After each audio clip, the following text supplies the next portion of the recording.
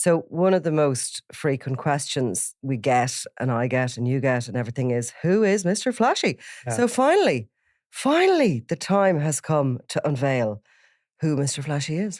Yeah, I mean, Mr. Flashy obviously has been named repeatedly or not named as a gang boss, but in the Sunday World a couple of weeks ago, we revealed how Glen Ward had been named as Mr. Flashy during a previous cab case. The reason we spoke about it is that Glen Ward has been convicted of firearms offences. Glen Ward is from Finglas, a 32-year-old man. And we went back and looked through previous cab hearings that we had covered, and we found details about how he was named in two separate cab cases, both connected with criminality. But at the time, it was before the courts for criminal offences. Yes. You can't kind of name use that. It's just the fact that he was convicted of gun charges put us in a position that we're, are we linking the two? Are we just saying a guy called Glen Ward was convicted of gun charges? Are we going, a guy called Glen Ward convicted of gun charges is Mr. Flashy? Now, listen, a lot of people know who Mr. Flashy is, always did, and people who are very engaged with sort of organised crime and the nuances of it, they know it. People in his circle know it, people in his area, Gardaí know it, but there are people out there who just will be surprised maybe. Of course. He doesn't look that flashy. No, he doesn't. Well, he doesn't look flashy. He's certainly he's certainly not a big intimidating guy. I wonder, is it disappointing? I don't know. If you have it built up in your head, the image of what somebody should look like, and then they just look ordinary. Well, he was called at various times baby-faced and pint-sized, and because he does, obviously. Is pint-sized okay in this day and age? I don't know. What would you do if you were called pint-sized? Well, I wouldn't be called that because the only person I've called that is John Gilligan. Pint-sized John Gilligan. Well, that stuck in my head. Well, Mr. Flashy, of course, and is that nickname was first applied to him by Emer Rabbit, who people will know from this podcast. And he was referred to Mr. Flashy as a nickname because he had very little criminal convictions at that point. And he was known, certainly in the first stories he wrote, it was about how he wore flashy clothes and he was spending 600-700 euros on runners and a lot of money on tracksuits. The man bag, he had the little Louis Vuitton man bag, he would have had the Canada Goose jacket, the uniform really. Yes. And he hung around with a group of guys who all dressed similarly and who flashed their cash. Yeah. They holidayed in very sort of exclusive places. They always had a girl on their arm and they were big spenders. And they were called the Gucci Gang. And I think you coined that term, did you? I didn't. I think you did. No, there's no way. Well, anyway. No way I would. Anyway, so those nicknames occurred in the media, right? Do you think I should coin that? Go back, just rewind there now because you've just left that hanging in the air. Well, because I remember that was the first usage. Now, it may have come from other sources. But I probably got mixed up if I called them. I wouldn't be capable of coming up with anyone. Well, yes, because that actually hasn't been your history. But anyway, Gucci Gang probably was the name that was first being used in the Sunday World. Certainly, cool name. It is a good name. It's not. It's good for everybody, but Gucci. Yeah, arguably. Exactly. So, but those nicknames, Mr. Flashy, are a media invention, and Emer Rabbit can describe using the first use of that term. But those nicknames then, it's the irony, I suppose, is that it comes back and it does start to appear then in official documents because we have a case, it was a case that actually I did a podcast with Eamon about. Basically, the Criminal Assets Bureau were kind of mopping up assets that were left by two criminals, Sean Little and Zack Parker. There was some cash, there was some jet skis. All together it amounted to something like an estate of 40,000. Both of those two guys had been killed as part of the Coolock feud, but those assets were still there. And as part of an affidavit served, the Bureau Chief of the Criminal Assets Bureau, Michael Gubbins, in his evidence in that case, said that Gardaí he described them as both being involved in criminality. He says they were looking to seize these jet skis and Michael Gubbins says in his evidence, Gardaí believed the organised crime group that the two dead men were associated with is led by Glen Ward, brackets also known as Mr. Flashy, who was a close associate of Zack Parker. So that term then eventually comes back into use by the guards from the media. And at a later point, it's also referred to as the Gucci Gang. Let's just go back a bit and explain who Sean Little and Zack Parker were. Yeah. So Zack Parker and Sean Little were friends. They were from the north side of the city. They had tentative links to the Kinahan operation because Sean Little had a cousin who was a kind of a younger member of the crew that were knocking around the Burns. The Burns in Dublin were the kind of the Dublin end of Bomber Kavanagh's Kavanagh organised crime group, which essentially was, I hope you're all still with me at this stage, the UK-Irish wing of the Kinahan cartel. So all of this kind of brings kudos down the lines. And Sean Little and Zack Parker, along with Mr. Flashy and others, Glen Ward and others, as the Kinahan gang went out of Ireland, as many of them were jailed, as they were treated to Dubai, etc., they still for a period of time had that name, that terrifying name, that if you said you were part of them, people usually paid up. Yeah. If there was a drug debt owed, they knew there was this giant big organisation overseeing the person who was looking for the drug debt, and they would have paid whatever they could. You didn't mess basically with the Kinahan gang or their underlings. So this grouping sort of assumed that they still had that protection. And I think they went out there very aggressively demanding debts and throwing their weight around. And Zack Parker, who was only a barber by trade, he was shot dead outside a gym in January in 2019 in Swords.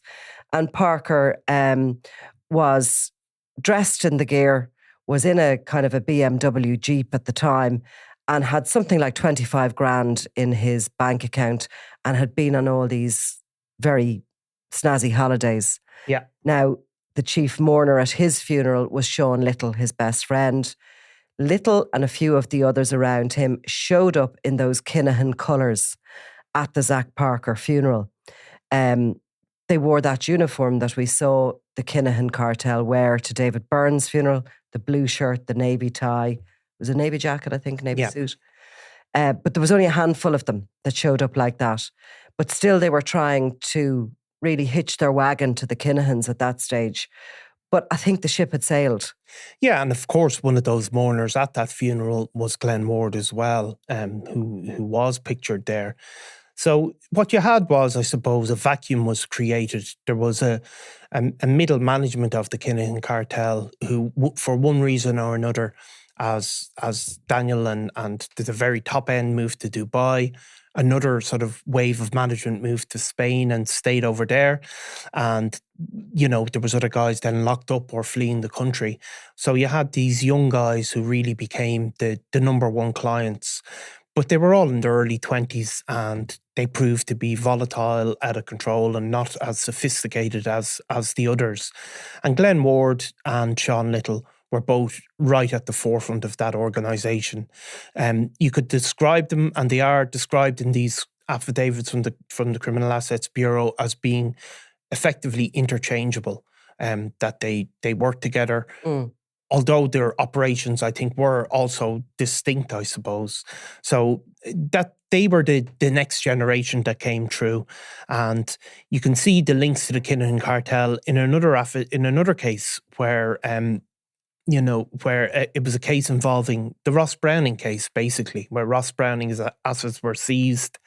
And as part of that evidence, it's described how Browning's cousin, a guy called Ian O'Hare, who we've written about before, who was ultimately convicted in Australia of smuggling cocaine on one occasion. He's described as being a close associate of Glen Ward. And Glen Ward is described as running a crime gang from a house in Ratho Drive, and that he'd been given an official warning that his life, there was a threat to his life in 2017. And the affidavit says this: he directs a gang known as the Gucci Gang from this address. The gang got this name due to their penchant for designer clothes and jewellery. The evidence also described how that house had been fortified. The house has been modified and has bulletproof glass to the front and rear, fortified doors, and vicious pit bull dogs in the garden. This is to protect the occupants from attack and to deter easy entry and apprehension by An Garda Síochána. And then it describes how there'd been 16 occasions when it was raided by Gardaí over a 1 year period. And it also describes how the gang, led by Glen Ward, according to the document, had been involved in various feuding and saw a number of arson and gun attacks on the house by persons unknown. That feuding, I mean, continued. It became known as the Coolock feud. It was very difficult to create two sides, wasn't it? Well, 100%. They were so kind of like, they were constantly moving. You couldn't really work out. It was all about money and power, really. But 6 months after Zack Parker was killed and Sean Little, 5 months actually, Sean Little had been the chief mourner at his funeral in the Kinahan cartel colours. He was shot dead at a place called Walshestown outside Balbriggan. He had gone in his car to meet somebody, clearly, and he was found basically lying dead on the road. He was 22. Then it gets pretty crazy. Yeah. After that. A day later, a guy called Jordan Davis is shot dead in Darndale. There's been a trial ongoing. Which is now, that's come to an end. But that's another complicated murder, although it's often referred to as part of the Coolock feud. And all of the people involved are the same people. It's also maybe not as directly involved as you would have thought. I think there was feuds. Yeah. Instead of calling it a Coolock feud, there was Coolock feuds. Yeah. They were kind of blowing up everywhere. Everybody was quite chaotic. There was obviously this vacuum existing where people were kind of moving in to try and take their place in the new order. Yeah. Trying to understand what the new order was, because I think what anybody was in agreement with was these young guns who were completely over-promoted after the demise of the Kinahan operation were not going to take charge of the area. There was people standing up to them and all the rest of it. And this murder, yes, we're describing how the Jordan Davis murder happens in the middle of these Coolock feuds. A number of people have since been before the courts. He was, if people remember, bringing his 4-month-old son for a walk in the buggy and was shot while the child was in the pram. And he was friends with Sean Little. And I think the last thing he posted onto his social media was a kind of mark of respect for his friend Little. He had posted, R.I.P., a gentleman to the end or whatever, went out to walk the child and was next. Now, a number of people have been jailed for his murder, including a female who the trial was only on very recently. Yeah, she's jailed for impeding a murder investigation, a woman called Rachel Redmond. Now, she's particularly relevant because her then boyfriend, Wayne Cooney, has been convicted of the murder of Jordan Davis. He's believed to have been the shooter. He's serving a life sentence. Now, during Rachel's trial, we heard about her brother, Robert Rue Redmond, who's also he's pleaded guilty to conspiring with Cooney to murder Jordan Davis. He's also serving life for another murder. Yes, so for the murder of Barry Wolverson. So Rue Redmond is, again, one of these relatively rare characters, even in that world, one of these people that are really regarded as being a psychopathic, really, and very, very volatile. Would have known all of the people on all sides of this feud and not really being fully a part of any of those sides. Was to a degree a lone operator, but certainly probably the most feared man in that area. And chaotic at that time. And he was sort of lurching between these individuals and these other feuding operators. And he was sometimes possibly owed money. Sometimes he perceived he did. I think he had sort of been consumed with paranoia at that time. And he was just a scary character. And a scary and erratic character. And even if you see some of that evidence, I mean, he's sending text messages that are, on phones that are very easily linked to him, threatening Jordan Davis, demanding money that he claims he's owed.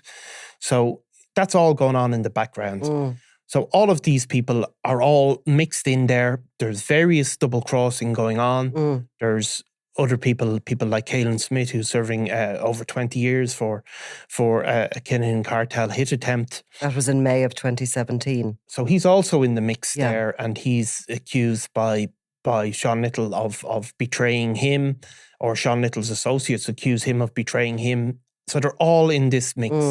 very, very volatile. And Jordan Davis's murder wasn't the end of the bloodshed. As Sean Little and his friends and family gathered to pay respects to him, his body was laid out in a house in Kilbarron Avenue in Coolock. A guy called Hamid Sanambar, this 41-year-old guy that would be knocking around with this crew, these Gucci gang, a guy who had previously been rumoured to be Daniel Kinahan's personal hitman, trained by ISIS and sent into Dublin to take out his enemies, but who turned out actually to be a bit of a kind of a spoofer, who was knocking around criminality for years, had been in Ireland way longer than Daniel Kinahan's feud with the Hutch organisation, and who had sort of got convictions involved in theft. He had at one point robbed a brothel in Cork, and he had sort of moved about these young groups, offering himself up as a driver or, a kind of a heavy for hire. He had particular tattoos, kind of gang tattoos on his face, tear marks, which are supposed to suggest, the murders that you've committed. But he was somebody who was immediately sort of pinpointed by associates of Little as being a guy who'd betrayed him. Yeah. They believed that he had lured him to that spot on the side of the road and that he had sort of double-crossed him and killed him. But when he came to Kilbarron Avenue in order to pay his respects to Sean Little, he was actually shot dead in the front driveway. His murder videoed and posted on social media. Yeah. His last seconds of life and the blood pouring from his body. They were quite extraordinary times, and they came so quickly after the extraordinary time that the Regency and the aftermath was. Onwards to November of 2019, and Owen Boylan is murdered in the garden of a house in Coolock as well. Yeah, and even just before that, Sean Little's father, that's right, is caught. He was caught in possession of a semi-automatic pistol. He's stopped by guards on one of these interventions, and he was on his way to kill Caelan Smith. He told Gardaí, "If you give me another hour, I would have killed the bastard that killed him," talking about he believed Caelan Smith was the hitman on his son. Yeah, now Caelan Smith would have been really, really close friends with both Glen Ward and Sean Little. So it's so confusing. Caelan Smith was actually ultimately jailed for 20 years for attempting to murder James Mago Gately in May of 2017, which was a month after James Mago Gately had survived because Gardaí lifted the international hitman Imre Arakis in Dublin on his way to go kill Gately. So Stephen Little, the father of Sean, he's actually out of prison now in recent months. But, that was a very high-profile intervention. We ultimately saw Caelan Smith take a lie detector test and post the footage online, trying to prove that he had nothing to do with Sean Little. I mean, amazing sort of things that were going on. And of course, like Stephen Little, his own father had been a particularly close pal with Jerry Hutch. Yeah. So it was... his grandfather, that would have been. Well, it would have been Sean Little's grandfather, but Stephen Little's dad. They had a nickname, dad, didn't they? Jumbo Little, Stephen Jumbo Little. And the father, again, was a Jumbo Little. Yeah. So just the chaos of all of that when you think about it, and the kind of the resources that were drained from Coolock, and all the while there was a focus on the man we were calling Mr. Flashy, who we've now saying was Glen Ward, this very ordinary looking character that you see in the pictures that we are running across the certainly the YouTube video here, but so he was one of these guys, and there's a great picture actually. If we go back to it at some point, we should. Where there's about 10 young lads in a nightclub. At least 4 of them are dead, I think. A number of them are in prison facing charges, and there's very few of them out and about. Yeah. But they all went on to play a variety of different roles across the north side of Dublin, in various criminal organisations and in various feuds. All of them, I think are recorded at that time. There's pictures taken of them. They must be sort of 18, 19 at that stage. And it's an amazing little piece of history, how few of them are just simply floating around at this stage. So Glen Ward is currently in custody. He's in custody. He pled guilty in connection with this submachine gun that was seized. During one of these raids around all this sort of Coolock feuds, as we call them? Yeah, it was... Or because of crackdowns on the groupings? Because of crackdowns on the groupings, effectively. He's pled guilty in connection with the possession of an AR-15 semi-automatic rifle that was seized in February 2022. His brother, Eric O'Driscoll, has previously pled guilty to the same charge. And it was heard that the gun was discovered during search of a home in Finglas. And they also found ammunition, and both guns were, they've said, were successfully used. And at some point as well, there'd been an incident in a taxi. I think somebody had felt they were being attacked in this taxi. They'd fled from the taxi, and after that, the guards had been called. A phone had been seized from the taxi, registered to Eric O'Driscoll's name. When the guards got into that phone, they found a video clip of O'Driscoll firing the rifle, basically. And then they'd raided the house and seized that firearm. So they're both up for sentencing later on this month.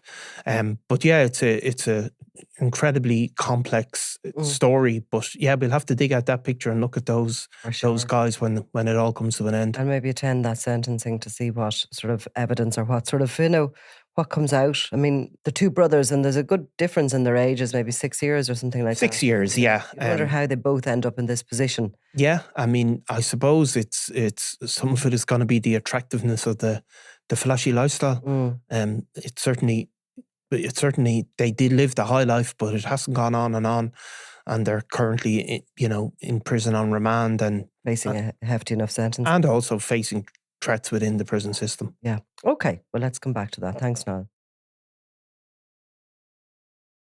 Robbie Lawler was out of control. This is Double Cross, the murder of Robbie Lawler. It was going to be an all-out war with him in the middle of it. A Crime World special investigation podcast based on my new book, Web of Betrayal, wherever you get your podcasts. I'm Nicola Tallant, and you're watching Crime World, a podcast about criminals, drugs and the underworld in Ireland and across the globe. Make sure you subscribe to our channel and turn on notifications so you can be the first to watch all our latest episodes. You can also listen wherever you get your podcasts.